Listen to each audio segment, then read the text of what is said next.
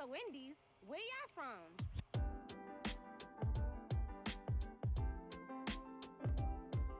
ISO. Indies. Yeah. Live free, speak your peace.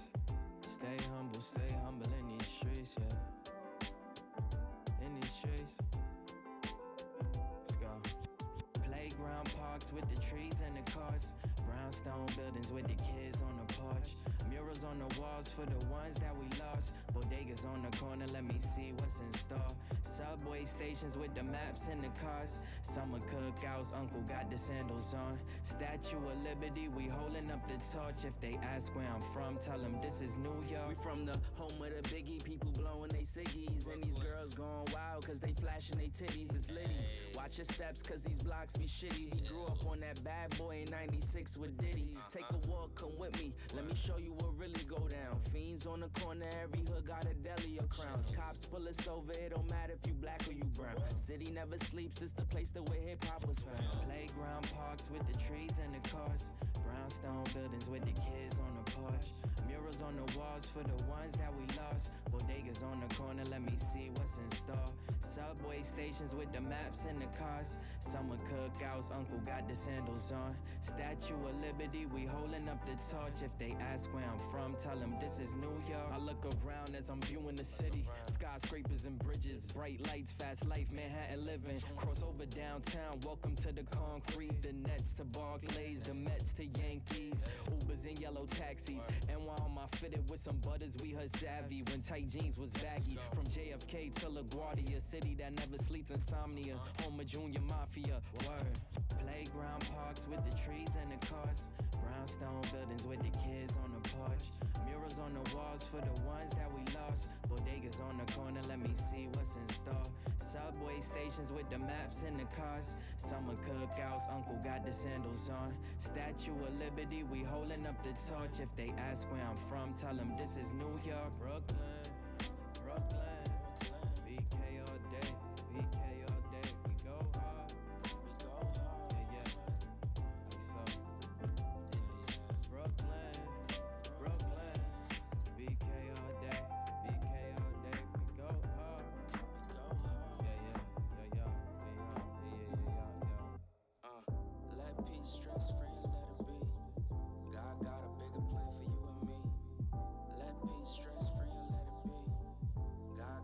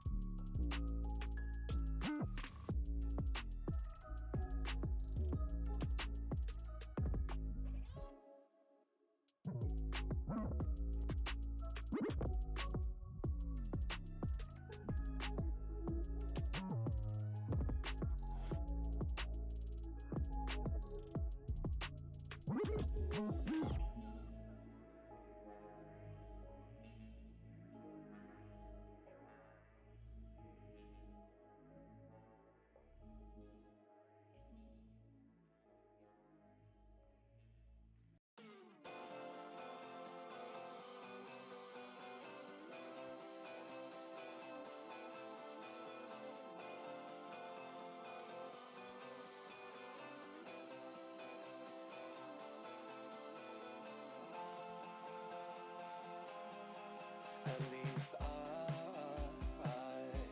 knew it was a lie. She's not very bright, but Jenny's alright. She tries, but then she gets tired. She tries to hide, but Jenny's alright.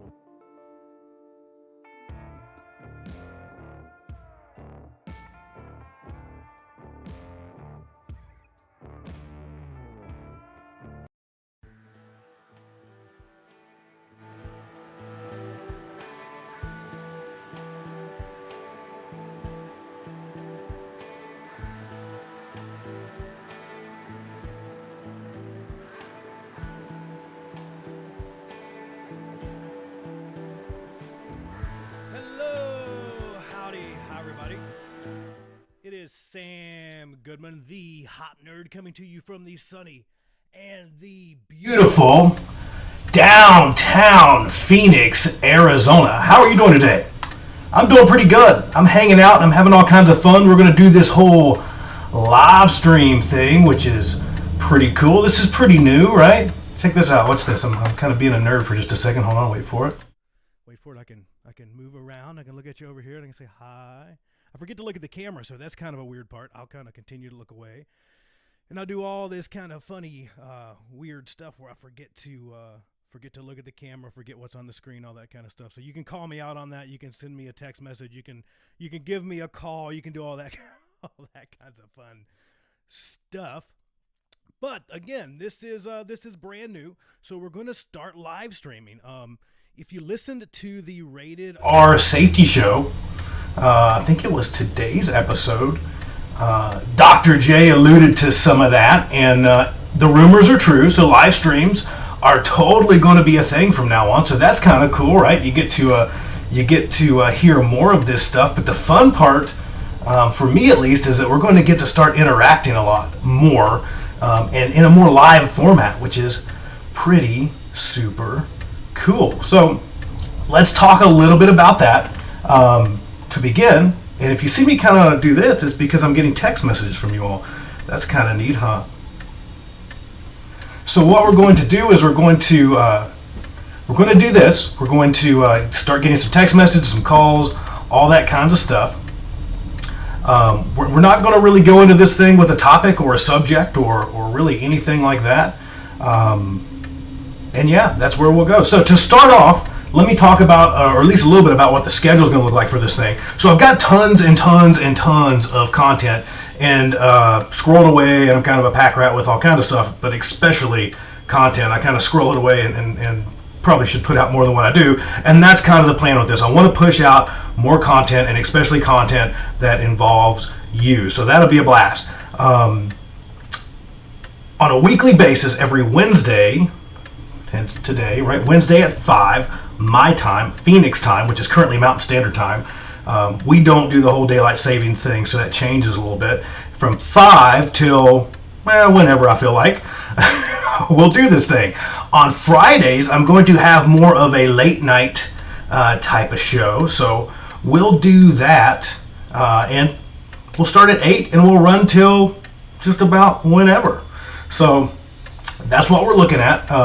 Wednesdays, Fridays, 5 on Wednesdays, 8 p.m. until late on Fridays. So all of that stuff that you see that I post, for those of you that follow along with me on LinkedIn and all that stuff, we have a handy dandy cell phone number in which you can call me. That's 480-877-0155. You can also text me if you don't want to call. I'll be honest with you. I'm working through trying to figure out this whole patch in a phone call thing. I've got junk laying around here everywhere that I've been playing with, trying to get the sound quality up to my liking. But currently, we're going to do it some more of an old-fashioned way. So I apologize if the phone audio isn't the greatest as of yet. Again, this is new. This is stuff that we're working on. So pretty cool stuff. Before I go too much deeper, I wanted to mention that the Safety Justice League, their podcast started, I believe it was today, was their first kind of stuff, and it was awesome. You should totally go check them out. You can find them pretty much anywhere that you find podcasts. I believe you can head over to their website. You can also go to safetyfm.com and listen to them. They did a podcast on justice, and it was right up my alley. That's something that we talk about quite a bit, is organizational justice. So go check them out. I definitely love that. As far as announcements go, let me drop another one on you. The Hot Nerd podcast is coming to the Safety FM radio show, so keep an eye out for that. You'll see some other stuff floating around, so it's pretty cool stuff. A lot of cool stuff happening. That's one thing that I will say that I'm absolutely proud to say that I am a member of that Safety FM family, along with the Safety Justice League, along with lots and lots of other people. So make sure you head over, check out all of those other show hosts and their shows. They're all phenomenal. I just got a text asking what I'm drinking, so this is not alcoholic, I will say that much. I'm a nerd for many, many, many things, and coffee is one of those. This is an espresso, so I kind of went up a notch. I threw the Keurig out on the curb and moved to Nespresso. This is a Nordic Cloudberry espresso, about 6 of them from Nespresso. So if you want to ask me coffee questions, we can do that too. I can be a little bit of a coffee snob. Let's see. Let me see. As far as podcast stuff goes, let me jump in here and tell you this stuff. Coming up next week, we have got an awesome podcast from Ian Allison. Ian is an amazing safety practitioner. He's a safety practitioner that's kind of run away from home and went into leadership and all this kind of other stuff, which he's amazing at. But he came by here actually, and we recorded a podcast that's going to be a 2-parter, and we go down all kinds of hop rabbit holes. We go down all kinds of stuff as far as learning teams and just a blast. So that will be a 2-parter that you see come out. That will be episode 24 and episode 26. And keeping in line with kind of this discussion on the podcast, there's going to be a little bit of a schedule change with the podcast. So most of you realize, and it's not a bad one, it's probably a good one. I at least hope it's a good one. Hopefully it doesn't put me in an early grave. But we're going to keep with the Monday main podcast. So that's going to continue to happen. We're going to keep in line with the Wednesday Hop Minute. So no change there, continuing on. The difference that you're going to see is I'm going to start releasing the Friday episode. So that's the big announcement for the pod. We're going to start doing a Friday episode. My thought is this. We're going to go into the Friday episode with some form of topic, some form of idea, maybe. I like the wing stuff. That's kind of what I do. But it's going to be a live show, just as this. I'm working out the bugs. Like I said, I'm working out the bugs. Getting a little screwy stuff with audio. I'm getting a little bit of feedback from you guys. We're working on it. I'm figuring it out. But we're going to do a live episode on Fridays, which I will then put up on the podcast. Pretty cool, right? So you can basically tune in, you can participate, you can call in, you can do all that kind of fun stuff. You can text me, etc., slide into the DMs, all that kind of fun stuff. We'll answer all those questions or jump into those topics live on Fridays at 8. It'll go up Friday nights on the pod. Pretty cool, huh? I like that idea. That's what I come up with.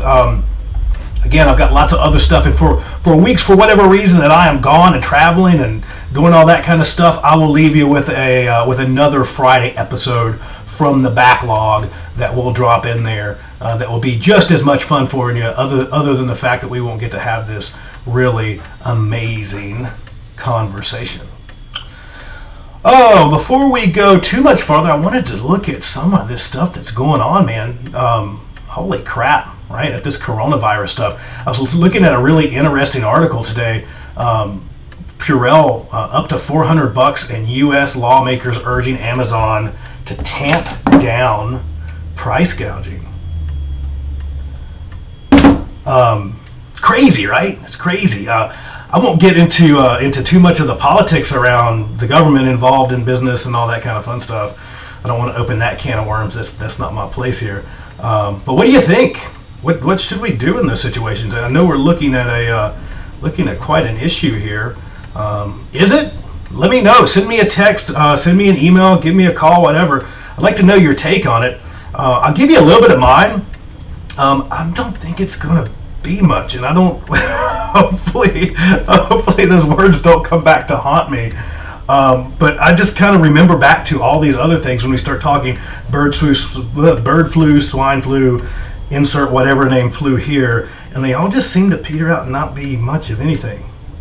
So hopefully I'm not just dramatically underreacting, but that's kind of where I'm at. I'm kind of feeling that it's going to peter out, and so fingers crossed that happens. Another thing that I wanted to touch on just really briefly was these tornadoes, man. Those things come out of nowhere in Tennessee, right? And I'm kind of from that region. I'm from southwestern Virginia originally, so to see a lot of this destruction kind of happening there, especially when I have friends that are in and around Nashville, that's kind of super scary. So I didn't see the total death toll. I think it says, let's see, 24 people. Tornadoes killed 24 people. I don't know if that's up to date. That's just what I've got pulled up here. But yeah, that's pretty crazy. Wow.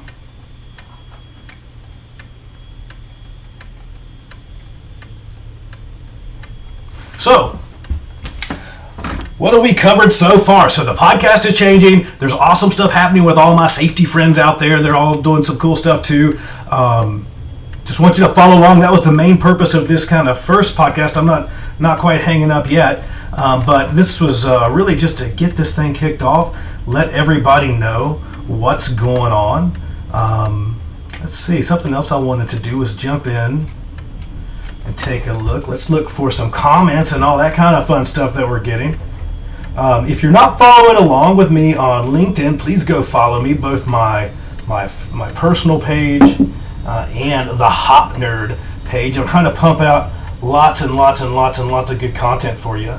So please go check me out. Follow along on all things social media at the Hop Nerd. You all know the Twitter special, right? That is the Hop Nerd 1. So make sure you go check that out. Send me an email. I got this new fancy email address, and it's super fancy for me at least. It's Sam, that's SAM, at thehopnerd.com. How cool is that? I kind of sort of like it. I think it's kind of neat. I'm still keeping the hopnerd at gmail.com. I'm still keeping all that stuff because I am super duper basic.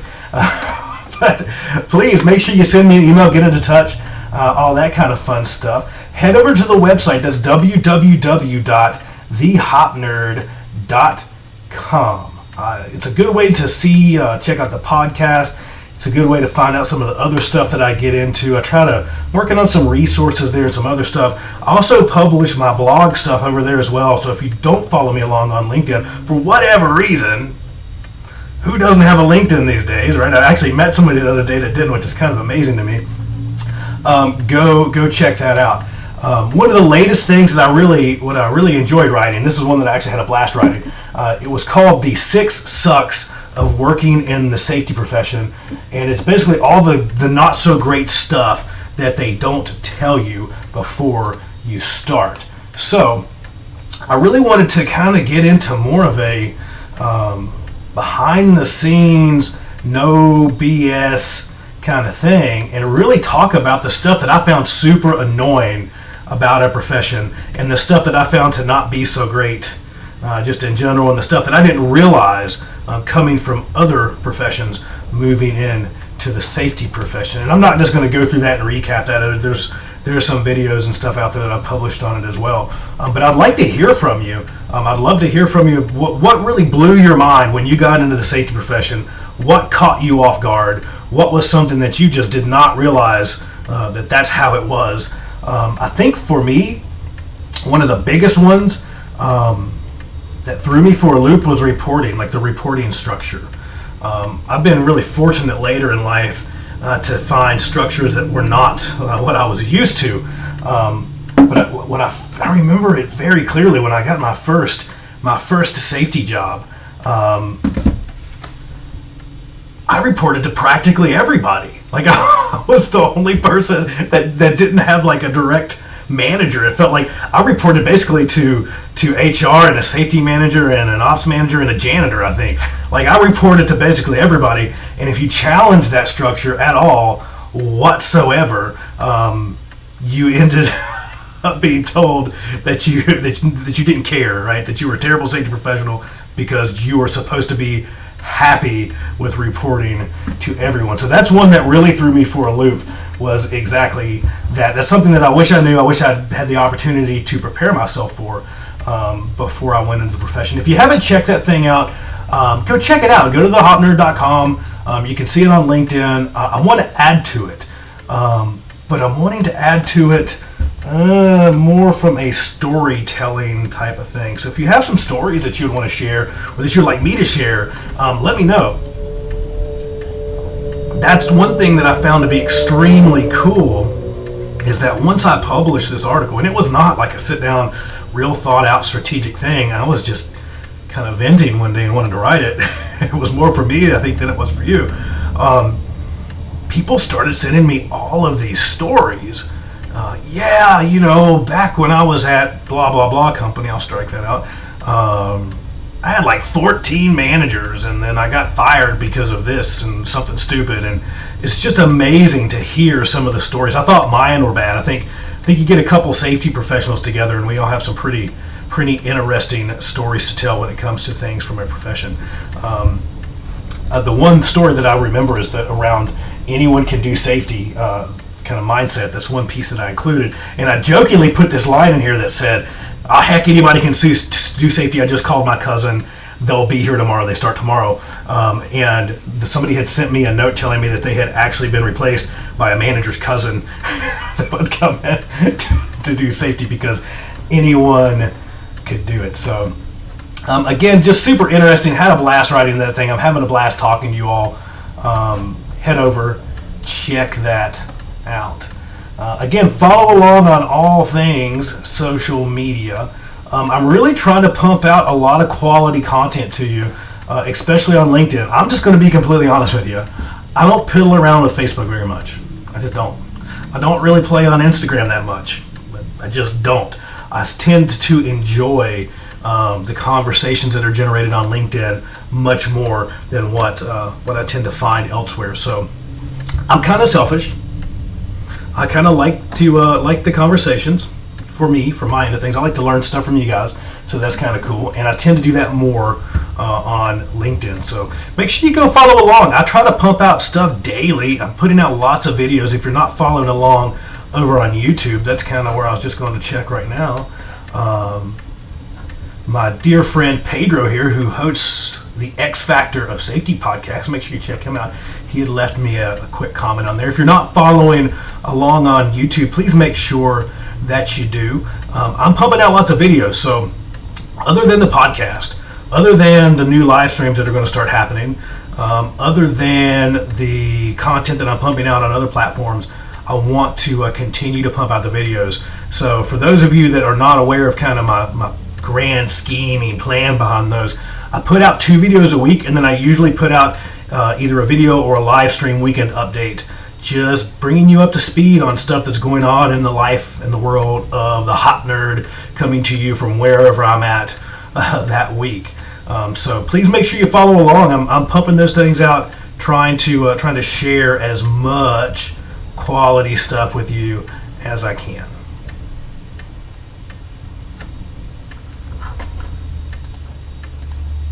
I'm not the world's best multitasker. I will tell you that. So if you're going to hang out on any of my live streams, it takes me a second to kind of thumb through and read your comments.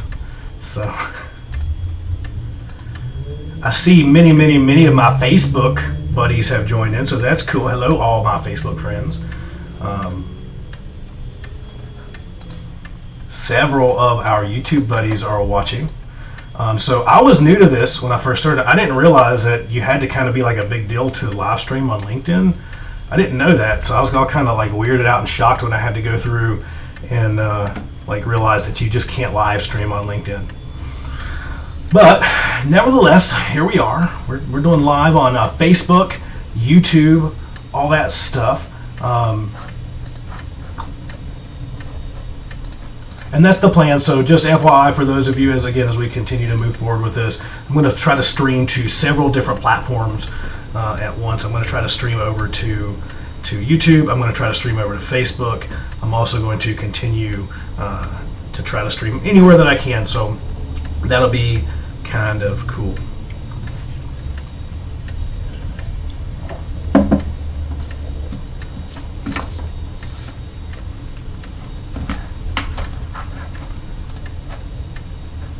What is everyone doing today? Let's take a look.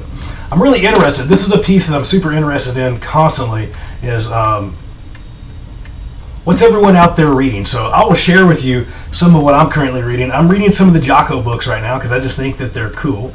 I'm continuing to read Into Normal Accidents by Perot. That's the one that I'm really enjoying as well. Other than reading, because I'm not a super duper nerd, I'm mostly a podcast listener dude.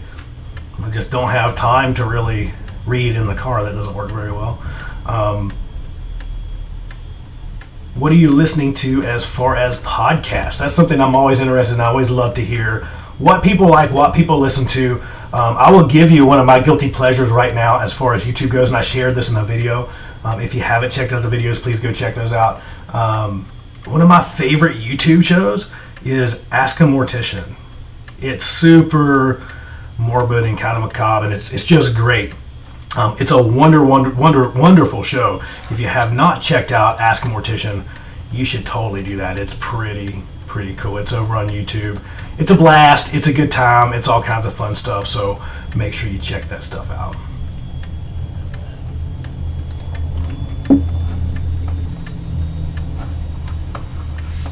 Keep tinkering with the cameras here, folks, trying to get stuff to work. So I apologize if we keep kind of losing any audio, having any trouble. This is the first real time I put this up the other night. Some people realize that. Just kind of testing and playing around with it. So again, I apologize if things get a little wacky or wonky. We're continuing to kind of work out the bugs on this thing.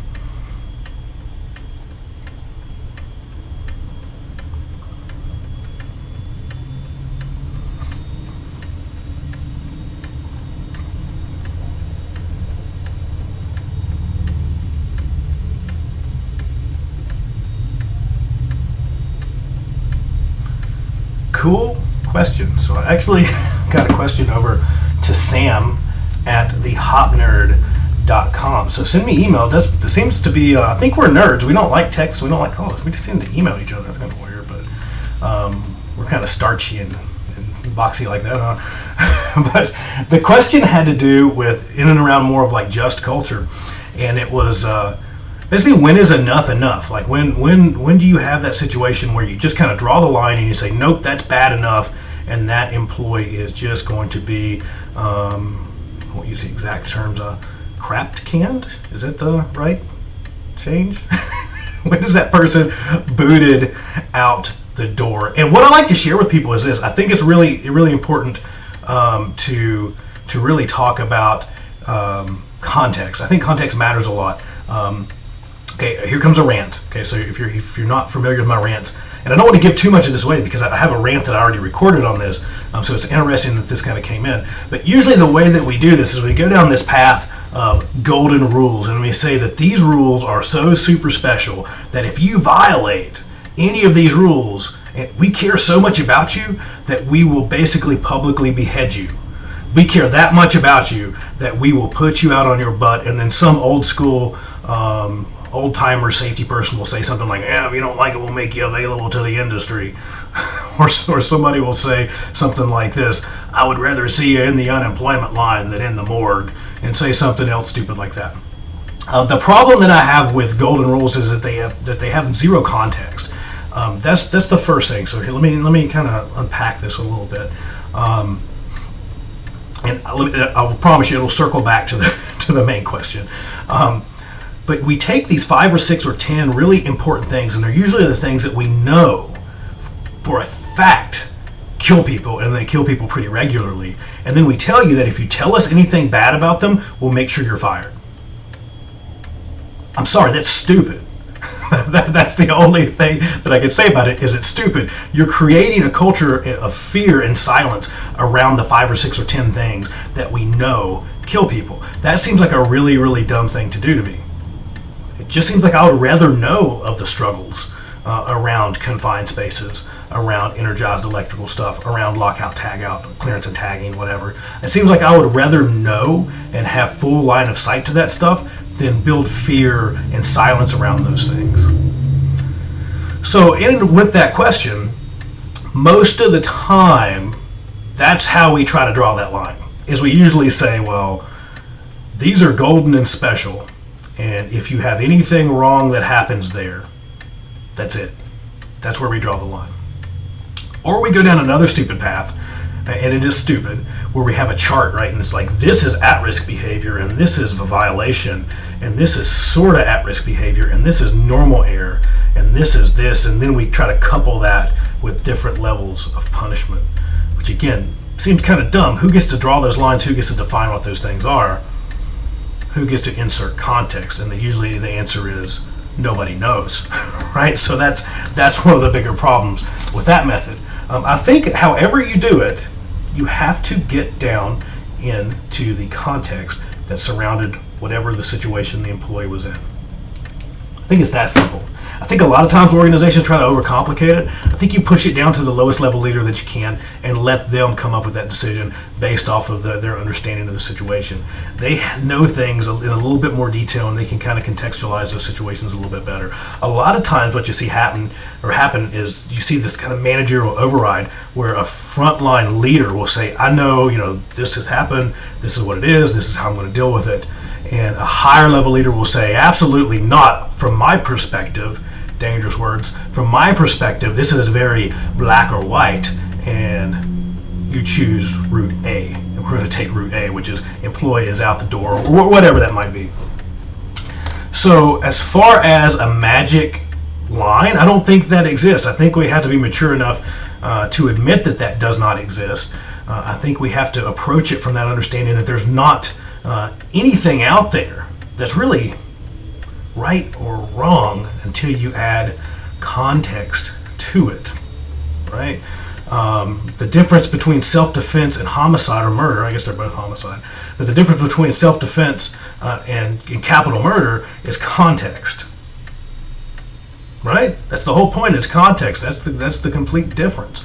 So we have to make sure that we insert that stuff there. And you can even take a little bit of higher level approach and say, as an organization, is it really our role to be in a position to be trying to manufacture consequence when really the consequences around a lot of stuff in the workplace, at least in most of our settings, because we're talking about kind of safety and we're talking about human organizational performance, we're probably talking about some pretty serious risk, some pretty negative outcomes that can occur. Usually the real consequence is death.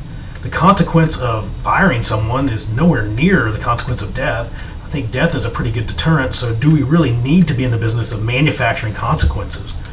Anyways, or should we view those things as a method to remove people from a system in which they do not belong? And that's kind of the path that I don't really go. We shouldn't really view these systems as methods to extract punishment upon people or to extract a pound of flesh from them, or as bloodletting sessions for kind of the wrongs that they have committed against the organization. Right? We should really view them as opportunities to remove folks, pluck them from systems in which they do not belong. So that's a really long answer to your really short question. But that's it. That's really what I think. I don't think you can set a golden rule. I don't think you can set an exact line. I think every situation is different. While I was at Safety Focus 2020, I listened to Bob Edwards. If you don't know Bob Edwards, he's amazing. If you're listening to me, I'm assuming you know who Bob Edwards is. Bob is phenomenal. His Tennessean accent trumps my Virginian. He's got that smooth, sultry Tennessee accent that makes mine sound like I picked it up on, God knows where. But he's a good storyteller, and he shared this story, which I think really drives us home. So this is full credit, Bob Edwards. Basically, wherever he was working at the time, and you go out, he sees an employee working at height. They've got a harness on, the leg straps are undone. It's a golden rule. What should you do? By the book, you're supposed to fire that employee, right? The whole story kind of goes to where he brings the employee down. This is like a 30-year person. Starts talking to the employee. The employee was trying to do a really good job, trying to get stuff done had to get stuff done. Basically, went taking a quick break, got a snack. If you've ever worn a harness and you sit down in those and the leg straps are still around your kind of nether regions there, you don't want to sit down with those leg straps on, especially if they're as tight as they're supposed to be. So he kind of undid those leg straps and went back to work and didn't even notice it. Just a common, normal human error, brain fart thing. Right, and then he kind of played that off of another story, very similar situation, in which an employee he kind of goes out onto the floor. He sees an employee working from a JLG, very similar situation, no harness on, nothing. The employee kind of gets them down, gets their attention, talks to them, and he says, well, you don't know who I am, my dad owns this contract company, blah, blah, blah. That's kind of the line, right? You can kind of take that and run with it. You kind of just put yourself in that situation, and you kind of know. My whole point is I don't think that there's some prescriptive model that's going to tell you that. I just don't think that there is, because you end up with a pretty good error rate, I guess is what you'd call it, to where you're just punishing people for making normal human errors. And if a group is having more errors, or a person is having more errors or more events than another person or group, it's probably not because they're accident prone. It's not because they're a bad apple, right? It's usually going to have to do with the fact that the type of work that they're doing incurs more risk, or maybe they're actually your get-her-done guys and gals. They're your GSD people, and the folks that aren't getting problems might not be your GSD people, right? You got to think about all the stuff that surrounds those things. So, super good question. That's always a topic that I like to get into. I love that one. That one's always fun.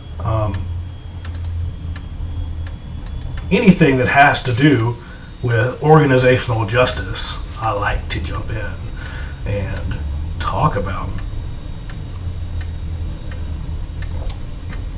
Starting to run low on my 7 shots of espresso.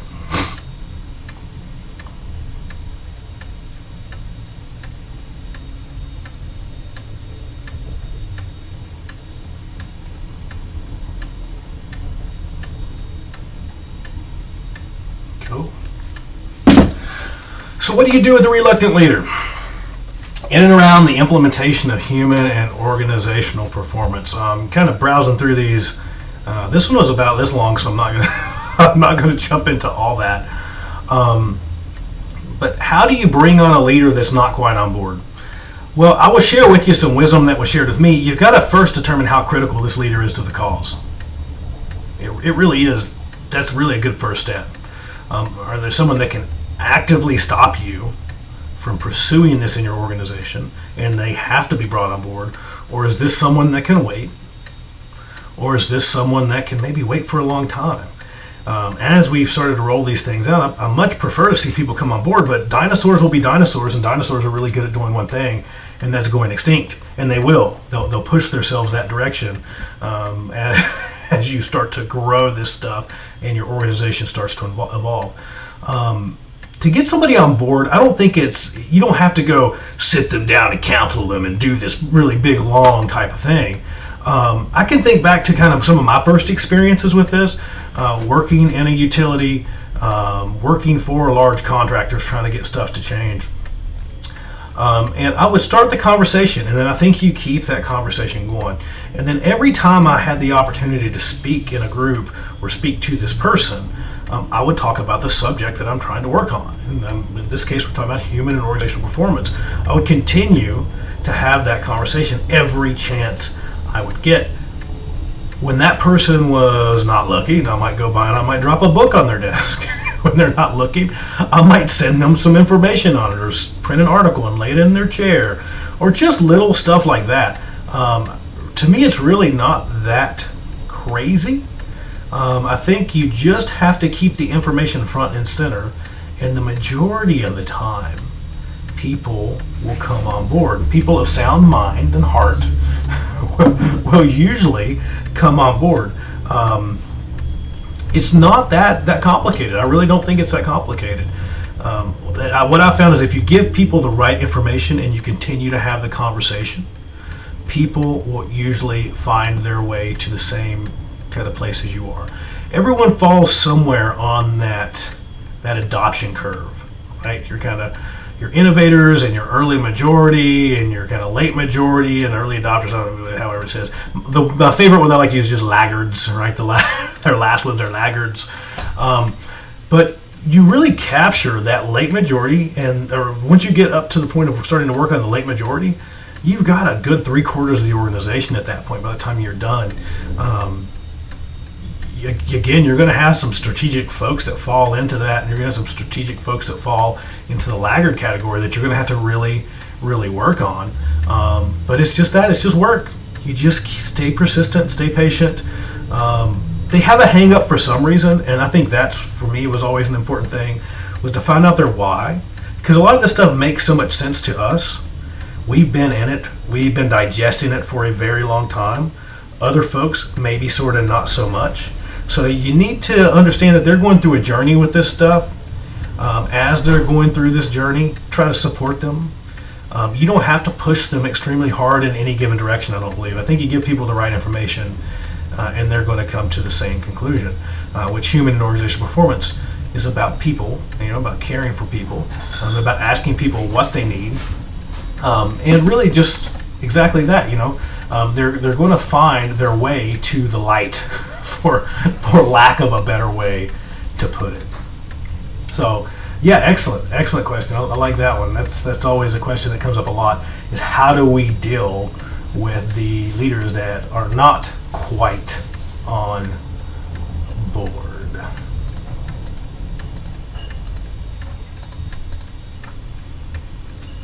Well, that is all I've got, folks. I'm not seeing anything else coming in. Let me kind of circle back again, this kind of gigantic test episode of the Hop Nerd live show. That's what I'm going to call it, is the Hop Nerd live show. Wednesdays, Fridays. Wednesdays at 5 p.m., Fridays at 8 p.m. till late. Wednesdays will probably be from 5 to 5:30. We'll try to do this every single time. I promise I'm going to work on the cameras, because I've got some other cameras that for some reason I'm not getting audio through, so I'm going to have to do some testing and some playing around, kind of work on that stuff. The whole format of this thing is in and around the idea that you can text, you can call, you can email. If you want to be on, you can call. I'll put you on. We'll figure that out. We'll get you through and live stream you out to the world, and we'll make that happen. But it's going to be more of a Q&A call-in show every Monday, not every Monday, every Wednesday at 5 p.m. to 5:30-ish, we'll say 5 to 6, every Friday, 8 p.m. until late, just whatever we feel like doing. And I'm trying to do that to be a little strategic, to kind of hit some of the different time zones. I see my demographics. I see you, Bris Vegas. I see you over there. I see you making up a huge chunk of my a huge chunk of the listeners here. So I see you over there. I see you in Brisbane. I'm looking out for you. I'm trying to get some time slots that accommodate my friends over there as well. So we're not doing this in the middle of your morning or the middle of your night, or however that works out. So that's the thought behind some of the times, is to just try to kind of get a slice in the middle between multiple time zones and multiple listener groups. So we're going to do Wednesdays at 5 to 6-ish, Fridays from 8 p.m. until we feel like stopping. That episode will also go on as a podcast. And then in between those live episodes, as I'm traveling and maybe have to postpone some of those Friday sessions, we will look at doing some inserts from the backlog from the podcast. So that was the big news. There's going to be 3 episodes every week. There's going to be 2 live streams every week. You're going to keep getting those 2 Coffee Time with Sam videos every single week. I'm having a blast. I hope you're having fun too. Thank you for hanging out with me. This one was rough. It was dirty. It was all that kind of fun stuff that I thought that it was going to be, as we try to figure out what this thing actually looks like, as we start to get some of the technology working, as we start to get everything happening, this and everything talking and communicating, it will start to work a ton better. So until next time, thank you for hanging out. Make sure you head over to the website, www.thehopnerd.com. Follow along on all things social media at The Hop Nerd, except for Twitter, because it is super duper special. It is The Hop Nerd 1. Send me an email, Sam, that's SAM, at thehopnerd.com. You can also use thehopnerd@gmail.com. You can use all those contact forms, all that kind of junk on the website. Make sure you check it out. I'm trying to add some value over there. There's a lot of different stuff as far as the blog and some resources that I'm working on. You can learn more about me and all the kind of stuff that I do over at www.thehopnerd.com. So, again, I will see you. There'll be a video out tomorrow, right? Tomorrow's Thursday. Yeah, tomorrow's Thursday. You see a video tomorrow. And then we'll do this at Friday. at 8, and we're going to get this thing figured out before then, and we're going to record it as a podcast and all that kind of fun stuff. So make sure you're ready, hot and ready on the phone to text and call and email, call in, do all that kind of fun stuff, and we'll have fun. How about that? Until next time, it's Sam Goodman signing off. Bye, everybody. Bye.